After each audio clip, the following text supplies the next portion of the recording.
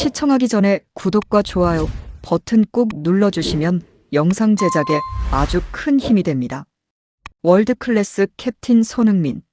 단순히 골을 넣는 피니셔일 뿐이라고 생각하셨나요? 아닙니다. 그는 동료들에게 황금 같은 공간을 열어주는 공간 설계자입니다. 오늘 우리는 손흥민의 0.5초 움직임이 어떻게 수비의 핵심을 붕괴시키고 메디슨 같은 특급 파트너에게 완벽한 패스기를 열어주는지 그 특급 케미의 비밀을 심층 분석할 것입니다. 왜 토트넘의 공격이 손흥민의 발끝이 아닌 그의 움직임에서 시작되는지 궁금하시다면 지금 바로 확인하세요. 프리미어리그 경기를 보다 보면 이상한 장면을 목격하게 됩니다. 토트넘이 상대 진영에서 공격을 펼칠 때 팀의 에이스인 손흥민이 골대 근처가 아닌 엉뚱한 곳으로 달려가는 모습 말입니다. 아니, 왜 저기로 가지? 골 넣을 생각이 있는 건가? 축구를 오래 보신 분들이라면 고개를 갸우뚱할 만한 장면입니다. 일반적인 공격수라면 당연히 골대 앞 좋은 자리를 차지하려 애쓰는 게 정석이니까요. 골을 넣어야 인정받고 기록을 쌓아야 연봉이 올라가고 팀에서의 입지도 탄탄해집니다. 그런데 손흥민은 정반대로 움직입니다.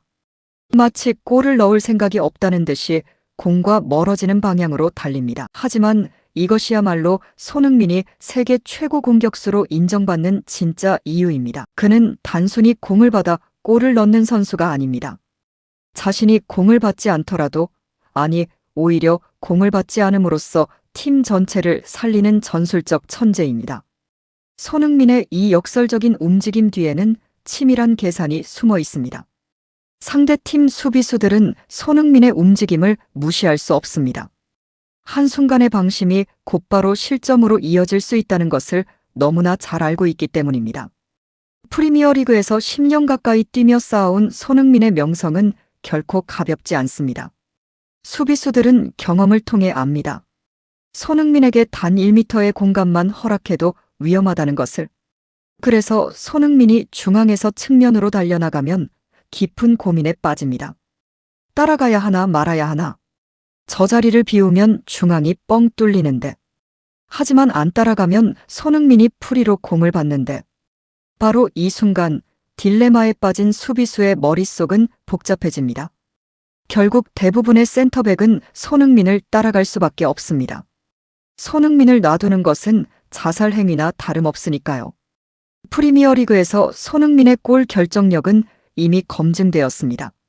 단 한 번의 기회만 주어도 골로 연결하는 무시무시한 마무리 능력을 가진 선수입니다. 왼발 슈팅, 오른발 슈팅, 헤딩까지 모든 방식으로 골을 넣을 수 있는 완벽한 피니셔입니다. 그런데 센터백이 손흥민을 따라 자리를 비우는 순간 마법 같은 일이 벌어집니다. 중앙에 거대한 공간이 생깁니다. 마치 바다가 갈라지듯이 수비 라인 한가운데에 황금 같은 빈 공간이 펼쳐지는 겁니다. 이 공간은 축구에서 가장 위험한 영역입니다. 골대와 직선으로 연결된 중앙 지역, 바로 이곳에서 골이 가장 많이 터지기 때문입니다. 이 공간은 손흥민이 공을 받기 위해서가 아니라 동료들에게 선물하기 위해 만든 것입니다. 토트넘의 미드필더들은 이 공간을 놓치지 않습니다.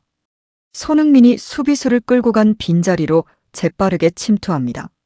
메디슨의 날카로운 킬패스가 이 공간을 향해 날아가고 그 패스를 받은 선수가 골을 넣습니다. 손흥민은 이 과정에서 공을 한 번도 만지지 않을 수도 있습니다. 기록지에는 그의 이름이 남지 않습니다. 골도 어시스트도 없습니다. 하지만 골이 터지면 해설자들은 정확히 알아봅니다. 손흥민의 움직임이 이 골을 만들었습니다. 기록에는 남지 않지만 그의 희생적인 움직임이 없었다면 절대 나올 수 없는 골입니다. 이것이 바로 현대 축구에서 가장 중요하게 평가받는 오프, 더 볼 무브먼트입니다. 공을 가지지 않은 상태에서의 움직임, 눈에 보이지 않지만 결정적인 역할, 개인의 영광을 버리고 팀의 승리를 선택하는 지혜. 손흥민의 축구 인생 전체가 담긴 철학이 바로 이 움직임 속에 녹아 있습니다.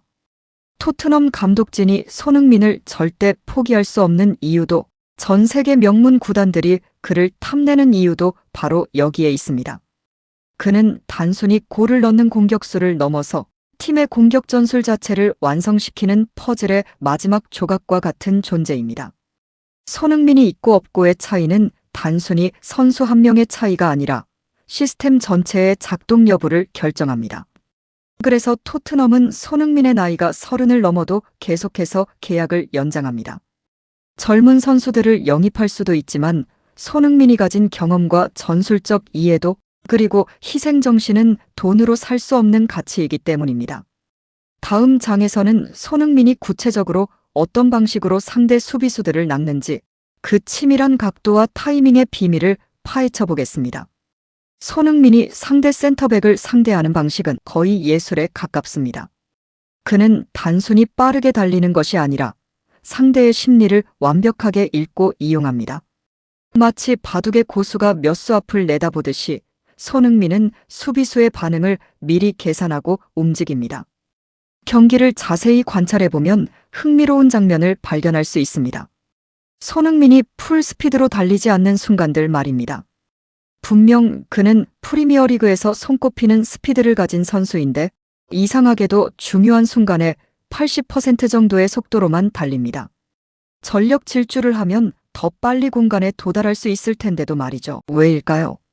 답은 간단합니다. 수비수를 낚기 위해서입니다. 이것은 손흥민만의 독특한 전술입니다. 만약 손흥민이 처음부터 전력 질주를 한다면 센터백은 판단이 쉬워집니다. 저 정도 속도라면 내가 따라가기 힘들어. 자리를 지키자. 이렇게 생각하고 포지션을 유지할 수 있습니다. 자신의 위치를 고수하면서 동료 수비수와 함께 공간을 커버하는 것이 더 현명한 선택이 되는 것이죠. 하지만 손흥민은 절묘하게 따라잡을 것 같은 속도로 달립니다. 센터백의 눈에는 이렇게 보입니다. 저 정도 속도면 내가 따라갈 수 있겠는데? 지금 안 따라가면 프리로 공을 받겠어. 일단 따라가 봐야겠다. 바로 이 순간이 손흥민이 노린 타이밍입니다. 센터백이 자신의 포지션을 버리고 손흥민을 쫓아오기 시작하는 순간 손흥민의 입꼬리가 살짝 올라갑니다. 미끼를 문 것입니다.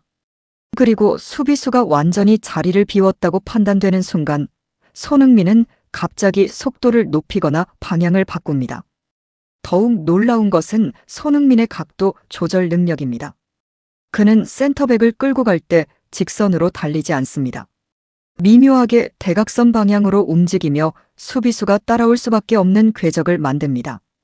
이 대각선 움직임은 수비수에게 더 큰 혼란을 줍니다. 직선 움직임이라면 다른 수비수가 커버할 수 있지만 대각선은 수비 조직 전체를 흔들기 때문입니다. 골대에서 먼 지점으로 달려나갈 때 손흥민은 몸의 각도를 미묘하게 조절합니다. 어깨는 공을 받을 것처럼 돌리고 시선은 자신에게 패스할 동료를 향합니다. 심지어 손을 들어 패스를 요구하는 신용까지 합니다. 이 모든 신호가 수비수에게 전달됩니다. 저 자식 진짜 공 받으려고 하는구나. 수비수가 완전히 속아 넘어가 손흥민을 따라오는 순간 중앙 수비 라인에 치명적인 균열이 생깁니다. 마치 댐에 작은 금이 가는 것처럼 시작되지만 곧 엄청난 물줄기가 쏟아져 나올 준비를 합니다. 그리고 토트넘의 공격수들은 바로 그 물줄기를 타고 상대 골문으로 파고듭니다. 손흥민의 이런 움직임은 하루아침에 만들어진 것이 아닙니다. 분데스리가 레버쿠젠 시절부터 토트넘에서의 수년간 경험이 쌓여 완성된 기술입니다. 수백 번의 경기에서 수비수들과 싸우며 체득한 노하우입니다. 어떤 타이밍에, 어떤 속도로, 어떤 각도로 움직여야 수비수를 가장 효과적으로 속일 수 있는지 그의 몸이 기억하고 있는 것입니다. 특히 프리미어리그의 강팀 센터백들은 세계 최고 수준입니다.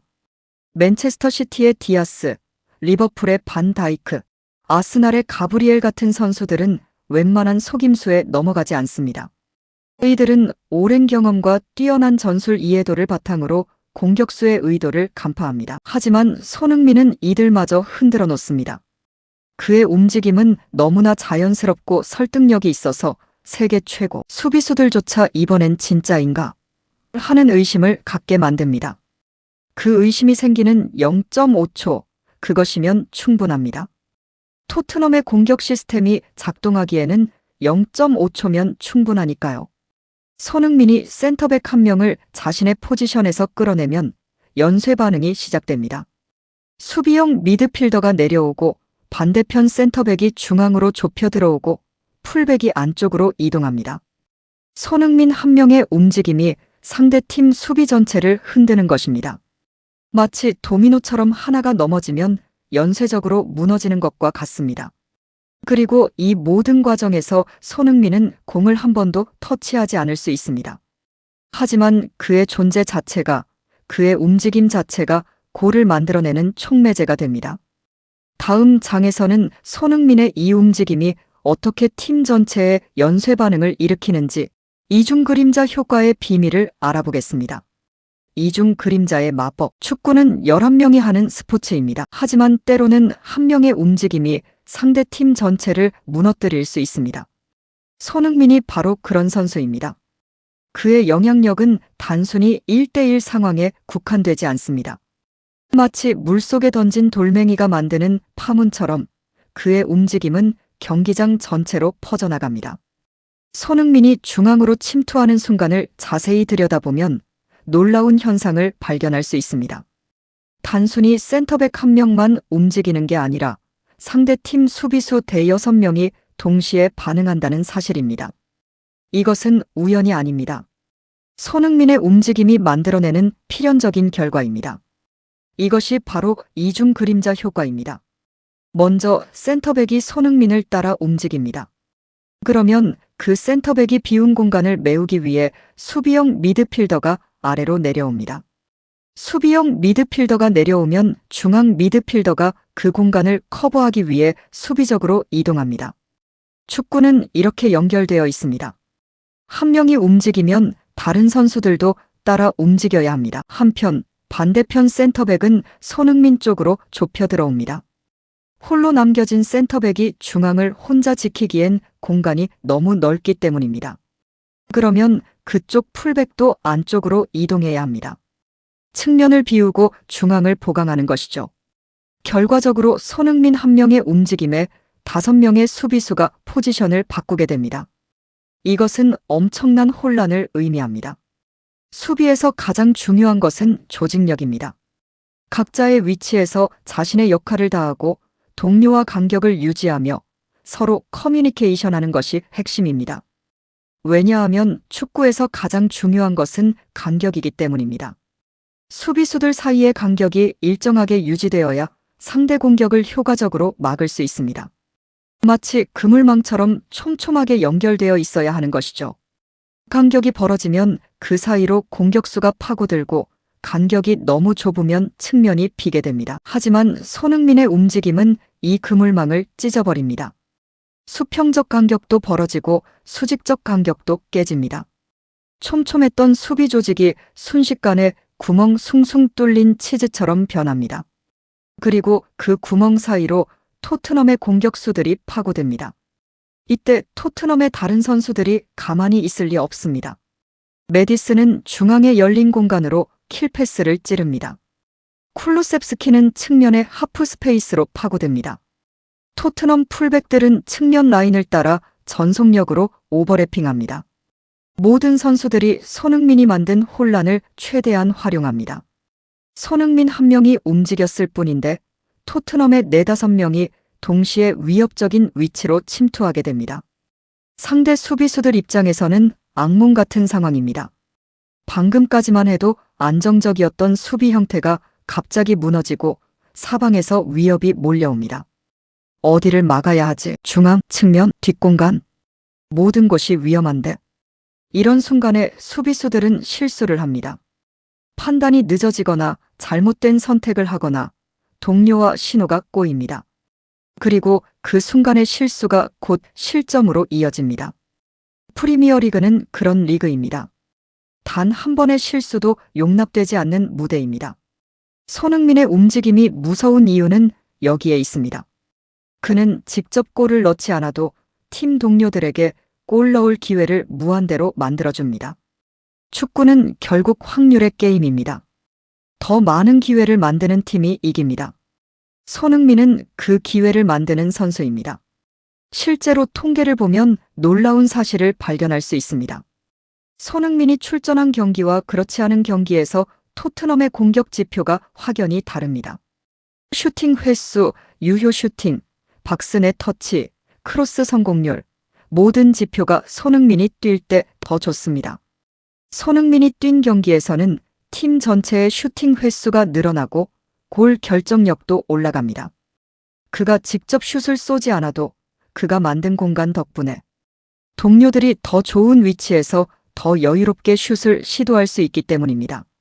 축구 전문가들은 이를 두고 말합니다.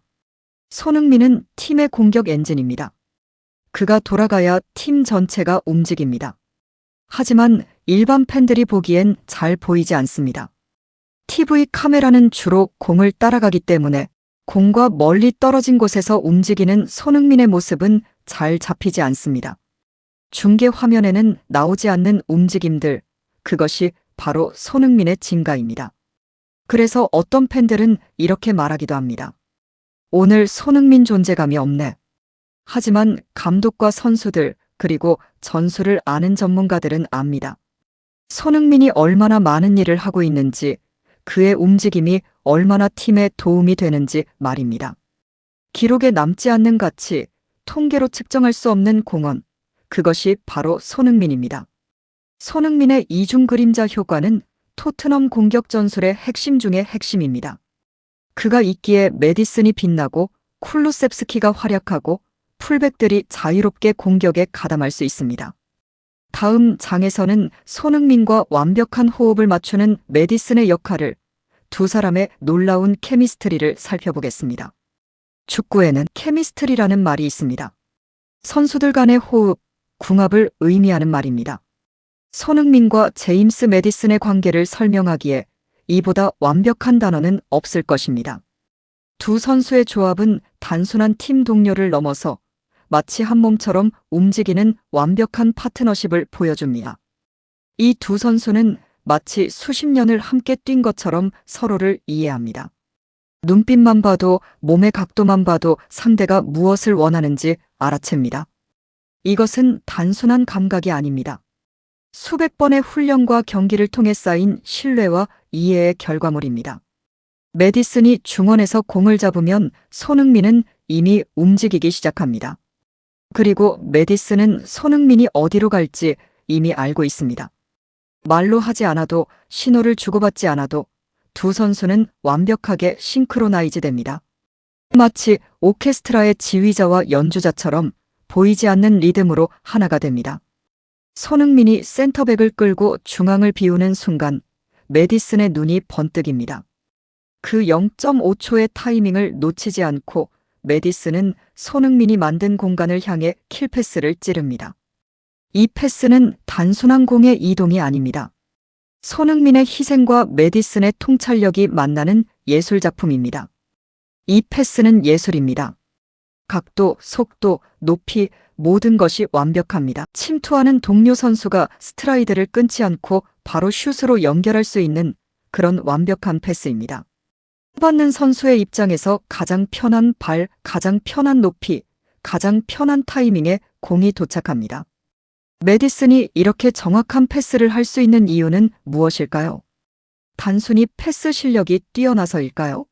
물론 그것도 있지만 가장 큰 이유는 손흥민이 만들어준 시간과 공간 때문입니다. 축구에서 시간과 공간은 가장 귀한 자원입니다. 손흥민이 수비수를 끌어내지 않았다면 메디슨은 압박을 받으며 서둘러 패스해야 했을 것입니다. 압박 속에서 정확한 패스를 하기란 매우 어렵습니다. 하지만 손흥민이 수비 조직을 흔들어 놓았기에 메디슨은 여유를 가지고 최적의 타이밍에 최고의 패스를 할 수 있습니다. 두 선수의 호흡에서 가장 인상적인 것은 타이밍의 일치입니다. 손흥민이 센터백을 끌고 가는 타이밍과 메디슨이 패스를 찌르는 타이밍이 정확히 일치합니다. 1초만 빨라도 1초만 늦어도 안 됩니다. 수비수가 복귀하거나 오프사이드에 걸리거나 패스 경로가 막힙니다. 축구에서 타이밍은 모든 것을 결정합니다. 하지만 손흥민과 메디슨은 마치 정밀 기계처럼 완벽한 타이밍을 맞춥니다. 이것은 연습으로만 만들어지는 것이 아닙니다. 경기 중 수없이 반복되는 상황 속에서 자연스럽게 체득된 감각입니다. 서로의 플레이 스타일을 완벽히 이해하고 서로의 다음 움직임을 예측할 수 있을 때 비로소 가능한 경지입니다. 메디슨은 인터뷰에서 이렇게 말한 적이 있습니다. 손흥민과 뛰면 축구가 쉬워집니다. 그가 항상 적절한 위치에 있거든요. 내가 패스할 곳을 미리 만들어줍니다. 이것은 단순한 칭찬이 아닙니다. 실제로 메디슨의 통계를 보면 손흥민과 함께 뛸 때 어시스트와 키패스 숫자가 눈에 띄게 증가합니다. 손흥민이 만든 공간과 기회를 메디슨이 완벽하게 활용하고 있다는 증거입니다. 반대로 손흥민도 메디슨을 신뢰합니다. 자신이 공간을 만들면 메디슨이 반드시 그 공간을 찾아낼 것이라는 확신이 있습니다. 그래서 손흥민은 과감하게 움직일 수 있습니다. 자신의 움직임이 헛되지 않을 것이라는 믿음이 있기에 90분 내내 쉬지 않고 뛸 수 있는 것입니다. 이런 신뢰는 하루아침에 만들어지지 않습니다. 함께 훈련하고, 함께 밥을 먹고, 함께 승리를 기뻐하고, 함께 패배를 아파하면서 쌓이는 것입니다. 경기장 밖에서의 우정이 경기장 안에서의 케미스트리로 이어지는 것이죠. 메디슨이 토트넘에 온 것은 손흥민에게도 토트넘에게도 큰 행운이었습니다. 메디슨의 킬패스 능력과 손흥민의 공간 창출 능력이 결합되면서 토트넘 공격은 한 단계 업그레이드 되었습니다. 전체가 부분의 합보다 크다는 시너지 효과가 나타난 것입니다. 특히 상대가 수비를 단단히 굳힌 경기에서 이 두 선수의 가치는 더욱 빛납니다. 벽을 쌓아놓은 듯한 수비를 뚫는 것은 쉽지 않습니다. 하지만 손흥민이 그 벽에 작은 균열을 만들고 메디슨이 그 균열 사이로 날카로운 패스를 찌르면 견고했던 수비가 무너집니다.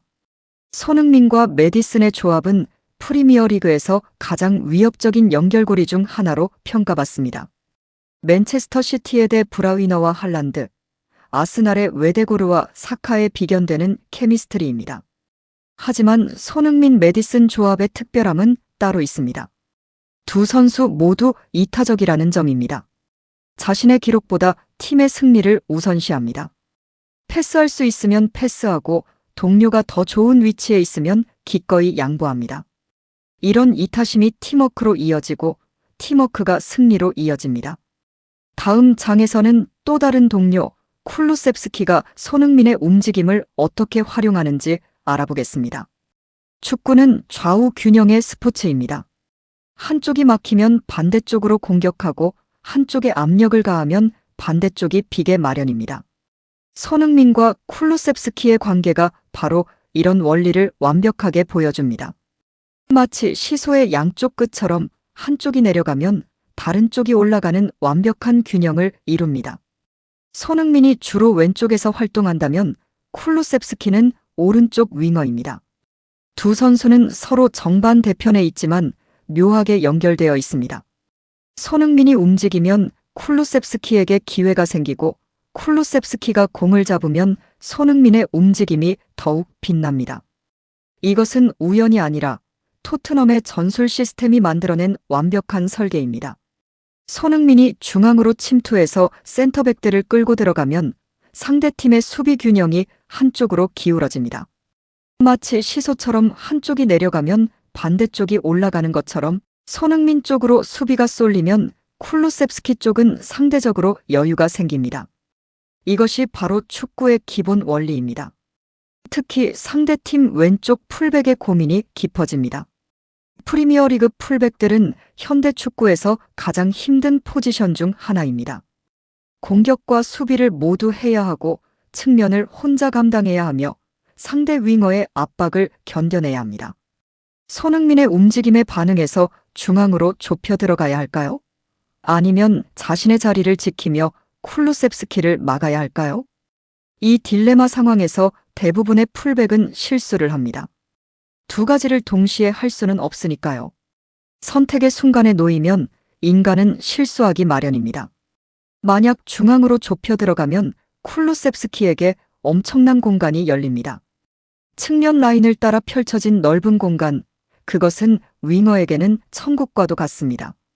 반대로 쿨루셉스키에게 집중하면 손흥민이 만든 중앙 공간으로 다른 선수가 침투합니다. 어느 쪽을 선택해도 위험합니다. 이것이 바로 하프 스페이스 전술의 핵심입니다. 하프 스페이스란 측면과 중앙 사이의 애매한 공간을 말합니다. 센터백의 책임 영역도 아니고 풀백의 영역도 아닌 그 중간 지대입니다. 현대 축구에서 가장 위험한 공간으로 꼽힙니다. 이 공간에서 슈팅 각도도 좋고 크로스도 효과적이며 패스 경로도 다양하기 때문입니다. 쿨루셉스키는 이 하프 스페이스를 공략하는 전문가입니다. 그는 공을 받으면 측면에 머물지 않고 안쪽으로 파고듭니다. 마치 칼로 자르듯이 수비 라인을 관통하려 합니다. 오른발잡이인 그가 오른쪽에서 안쪽으로 파고들면 왼발 슈팅이나 크로스를 시도할 수 있는 완벽한 위치가 됩니다. 그런데 손흥민이 없다면 쿨루셉스키의 이런 움직임은 쉽게 차단됩니다. 센터백과 풀백이 협력해서 하프 스페이스를 틀어막으면 됩니다. 2대1 상황에서 공격수가 유리할 수는 없습니다. 하지만 손흥민이 반대편에서 센터백을 끌어내면 상황이 달라집니다. 센터백은 손흥민에게 신경 쓰느라 쿨루셉스키 쪽으로 올 여유가 없습니다. 풀백 혼자서 쿨루셉스키를 막아야 하는데 이것은 거의 불가능한 임무입니다. 쿨루셉스키의 개인 능력이 프리미어리그 풀백 수준을 뛰어넘기 때문입니다. 쿨루셉스키는 이 1대1 상황을 즐깁니다. 그의 드리블 능력과 킥력이면 풀백 1명 정도는 충분히 제압할 수 있습니다. 공간만 있다면 말이죠. 그리고 손흥민이 바로 그 공간을 만들어줍니다. 보이지 않는 곳에서 자신이 공을 받지도 않으면서 실제 경기를 분석해보면 흥미로운 패턴을 발견할 수 있습니다. 손흥민이 적극적으로 움직이는 경기에서 쿨루셉스키의 드리블 성공률과 슈팅 횟수가 눈에 띄게 증가합니다. 단순한 우연이 아닙니다. 손흥민의 움직임이 쿨루셉스키에게 더 많은 시간과 공간을 제공하기 때문입니다. 토트넘 팬들 사이에서는 이런 농담이 있습니다. 손흥민이 뛰는 날은 쿨루도 잘한다. 농담처럼 들리지만 통계적으로도 입증되는 사실입니다. 두 선수의 시너지 효과가 실제로 존재합니다. 데이터는 거짓말을 하지 않습니다. 쿨루셉스키도 이를 잘 알고 있습니다. 그래서 손흥민이 중앙으로 침투할 때 쿨루셉스키는 측면에서 인내심 있게 기다립니다. 수비가 한쪽으로 쏠리는 순간을 기다렸다가 그때 폭발적으로 하프 스페이스를 공략합니다. 타이밍이 모든 것을 결정합니다. 이런 타이밍 조절은 경험에서 나옵니다. 언제 움직여야 하는지, 언제 기다려야 하는지 두 선수는 본능적으로 압니다. 수백 번의 경기를 함께 뛰며 몸으로 익힌 감각입니다. 특히 상대팀이 토트넘을 연구해서 대비할 때 손흥민 마이너스 쿨루셉스키의 양날개 공격은 더욱 효과적입니다. 한쪽을 막으면 반대쪽이 뚫리고 양쪽을 다 막으려면 중앙이 비게 됩니다. 완벽한 수비 전술은 존재하지 않습니다. 결국 상대 감독은 선택해야 합니다. 어느 쪽을 희생할 것인가? 하지만 어떤 선택을 해도 토트넘에게는 기회가 생깁니다. 이것이 바로 손흥민과 쿨루셉스키가 만드는 양날의 검입니다. 손흥민과 쿨루셉스키 이 두 윙어의 조화는 토트넘 공격력의 양축입니다. 둘 중 하나만 있어도 위협적이지만 둘이 함께 뛸 때 시너지는 배가 됩니다. 다음 장에서는 손흥민의 움직임이 최후방, 풀백들에게 어떤 혜택을 주는지 살펴보겠습니다. 현대 축구에서 풀백의 역할은 예전과 완전히 달라졌습니다. 옛날 풀백은 그저 수비만 잘하면 됐습니다. 상대 윙어를 막고 크로스를 차단하고 자기 진영을 지키는 것이 전부였죠. 하지만 지금은 다릅니다. 공격에도 적극 가담해야 하고 골도 만들어야 하고 때로는 득점까지 해야 합니다. 토트넘의 풀백들, 포로와 우도지를 보면 이런 변화를 실감할 수 있습니다. 이들은 경기 내내 숨가쁘게 측면 라인을 오르내립니다. 수비할 때는 자기 진영 깊숙이, 공격할 때는 상대 페널티 박스 근처까지. 한 경기에 평균 10km 이상을 뛰는 이들의 활동량은 놀랍습니다. 이렇게 자유롭게 공격에 가담할 수 있는 이유가 뭘까요? 여러 이유가 있겠지만 손흥민의 역할이 결정적입니다. 손흥민이 전방에서 상대 수비수들을 묶어두기 때문에 풀백들은 뒤에서 편하게 오버래핑할 수 있습니다. 마치 육상 계주처럼 손흥민이 1구간을 달려주면 풀백들이 2구간을 폭발적으로 달리는 것입니다. 특히 손흥민이 중앙으로 침투할 때 측면 라인은 텅 비게 됩니다. 상대 풀백은 손흥민을 따라 중앙으로 좁혀 들어가거나 센터백과 함께 손흥민을 더블팀으로 막느라 정신이 없습니다. 손흥민의 위협은 그만큼 크니까요. 바로 이 순간 토트넘 풀백에게 황금 같은 기회가 옵니다. 아무도 없는 측면 라인을 따라 전속력으로 달릴 수 있습니다. 마치 육상 트랙처럼 방해물 하나 없는 길이 펼쳐집니다. 이런 기회는 풀백에게 꿈 같은 순간입니다. 포로가 왼쪽에서 올라오고 우도지가 오른쪽에서 올라옵니다. 두 풀백이 동시에 높은 위치까지 전진하면 상대팀은 큰 혼란에 빠집니다. 수비해야 할 곳이 너무 많아집니다. 측면도 막아야 하고 중앙도 막아야 하는데 어디부터 막지? 사람이 부족한데? 수비수들의 머릿속이 복잡해지는 순간 토트넘은 수적 우위를 점합니다. 공격수보다 수비수가 더 많아야 수비가 안정적인데 토트넘의 다방면 공격으로 인해 오히려 공격수가 더 많아지는 상황이 벌어집니다. 이것은 모든 감독이 꿈꾸는 상황입니다. 손흥민이 중앙에서 두세 명을 묶어두고 메디슨과 쿨루셉스키가 공격 자원으로 가담하고 여기에 양쪽 풀백까지 올라오면 토트넘은 순식간에 6, 7명의 공격 자원을 페널티 박스 근처에 배치할 수 있습니다. 이것은 어떤 팀도 막기 어려운 화력입니다. 특히 포로의 왼쪽 오버래핑은 손흥민과의 조합으로 더욱 빛을 발합니다. 손흥민이 중앙으로 파고들 때 포로는 외곽 라인을 따라 질주합니다. 그러면 상대 오른쪽 풀백은 선택해야 합니다.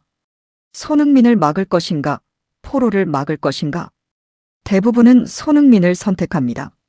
손흥민이 더 위험하니까요. 손흥민의 골 결정력은 이미 수년간 증명되었습니다. 하지만 그 순간 포로는 프리로 공을 받고 여유 있게 크로스를 올릴 수 있습니다. 그리고 그 크로스가 골로 연결되는 경우가 많습니다. 반대로 손흥민 대신 포로를 막으러 가면 손흥민이 프리가 됩니다. 프리 상태의 손흥민에게 공이 가면 어떻게 될까요? 대부분 골로 이어집니다. 어느 쪽을 선택해도 토트넘에게 유리합니다. 이것이 바로 완벽한 전술 시스템입니다. 우도지도 마찬가지입니다. 오른쪽에서 쿨루셉스키가 안쪽으로 파고들 때 우도지는 외곽을 타고 올라옵니다. 이 역시 상대 왼쪽 풀백에게는 악몽입니다. 두 가지를 동시에 막을 수는 없으니까요. 토트넘의 풀백들이 좋은 활약을 보이는 것은 그들의 개인 능력도 뛰어나지만 손흥민을 비롯한 공격수들이 만들어준 공간 덕분이기도 합니다. 혼자서는 불가능한 일도 팀워크로는 가능해집니다. 축구는 팀 스포츠입니다. 11명이 유기적으로 움직여야 최고의 성과를 낼 수 있습니다. 손흥민의 희생적인 움직임은 단순히 자신의 골 기회를 만드는 것을 넘어 팀 전체의 공격 옵션을 다양화하고 확장합니다. 풀백들이 자유롭게 공격에 가담할 수 있다는 것은 토트넘의 공격 패턴이 예측 불가능해진다는 의미입니다. 상대팀은 어디서 위협이 올지 알 수 없습니다. 중앙, 측면, 하프 스페이스, 뒷공간, 모든 곳이 위험합니다. 이런 다양성이 바로 토트넘을 프리미어리그 상위권 팀으로 만드는 원동력입니다. 다음 장에서는 손흥민의 또 다른 능력, 프리 어시스트의 가치에 대해 알아보겠습니다. 축구 기록에는 골과 어시스트만 남습니다. 하지만 진짜 축구를 아는 사람들은 압니다. 골이 나오기까지 얼마나 많은 보이지 않는 공헌들이 있는지를. 마치 빙산의 일각처럼 우리가 보는 골은 전체의 10%에 불과하고 나머지 90%는 수면 아래 숨어 있습니다. 손흥민의 진가는 바로 이 보이지 않는 영역에서 빛납니다. 프리 어시스트 또는 -1 패스라고 불리는 플레이가 있습니다. 어시스트를 한 선수에게 패스한 것, 즉 골로 이어지기 전 2단계 전의 패스를 의미합니다. 기록에는 남지 않습니다. 통계에도 잡히지 않습니다.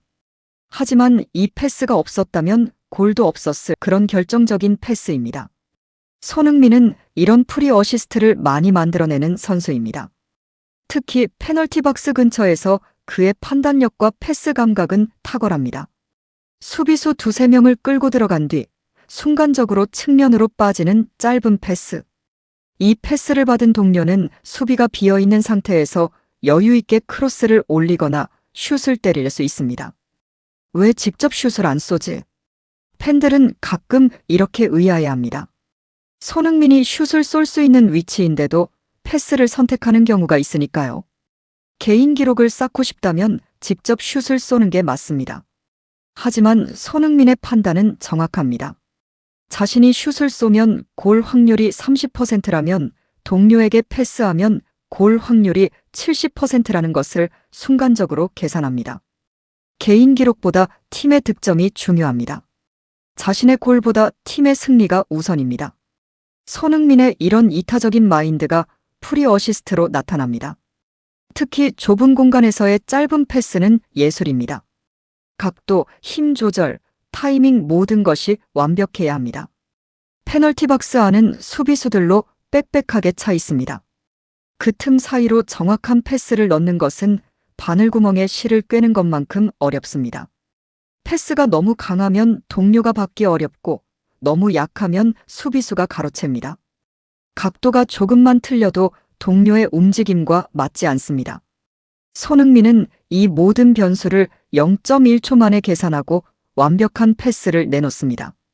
받는 사람이 한 번의 터치로 바로 다음 플레이를 이어갈 수 있도록. 축구에서 가장 어려운 것이 바로 이것입니다. 상대방이 아니라 동료의 입장에서 생각하는 것. 내가 편한 패스가 아니라 받는 사람이 편한 패스를 하는 것. 이것은 기술이 아니라 마음가짐의 문제입니다. 손흥민의 패스는 항상 받는 사람 중심입니다. 동료가 다음에 무엇을 할지 예측하고 그에 맞춰 패스합니다. 예를 들어 메디슨에게 패스할 때는 그가 바로 슛을 쏠 수 있는 각도로 줍니다. 쿨루셉스키에게 줄 때는 그가 드리블로 돌파할 수 있도록 앞 공간을 고려해서 줍니다. 같은 패스라도 받는 사람에 따라 미묘하게 다릅니다. 이것이 손흥민 패스의 정교함입니다.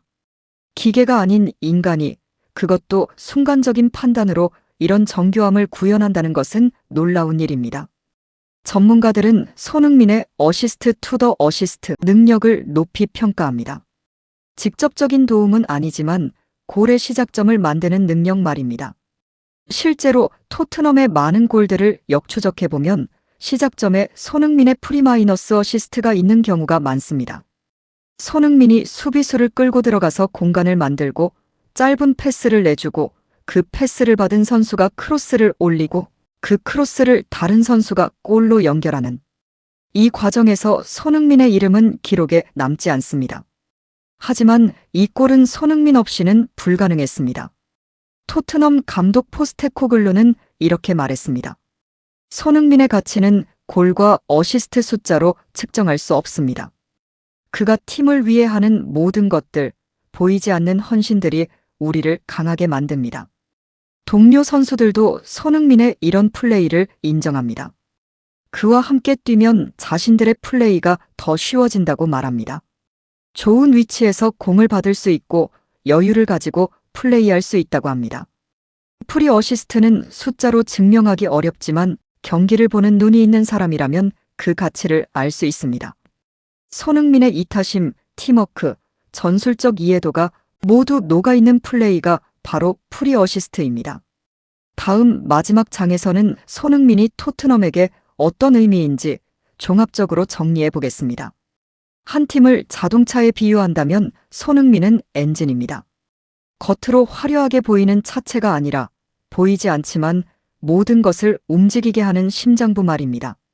손흥민이 출전한 경기와 그렇지 않은 경기를 비교해보면 토트넘은 완전히 다른 팀처럼 보입니다. 같은 선수들이 뛰는데도 손흥민이 없으면 공격이 둔해집니다. 움직임이 정체됩니다. 위협이 줄어듭니다.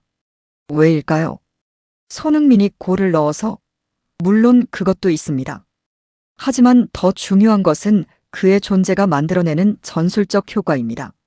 손흥민이 피치 위에 있다는 것만으로도 상대팀은 긴장합니다. 그를 막기 위해 추가 자원을 투입해야 합니다. 수비 라인을 함부로 올릴 수 없습니다. 이것이 바로 공간 지배력입니다. 실제로 공을 가지지 않아도 상대에게 영향을 미치는 능력 말입니다. 손흥민이 최전방에 있으면 상대 수비 라인은 뒤로 물러설 수밖에 없습니다. 손흥민의 스피드가 두렵기 때문입니다. 하프라인 근처까지 수비 라인을 올렸다가 손흥민에게 뒷공간을 내주면 그것은 곧 실점으로 이어집니다. 결과적으로 상대팀은 수비 라인을 낮게 유지할 수밖에 없고 이는 토트넘 미드필더들에게 더 많은 공간을 제공합니다.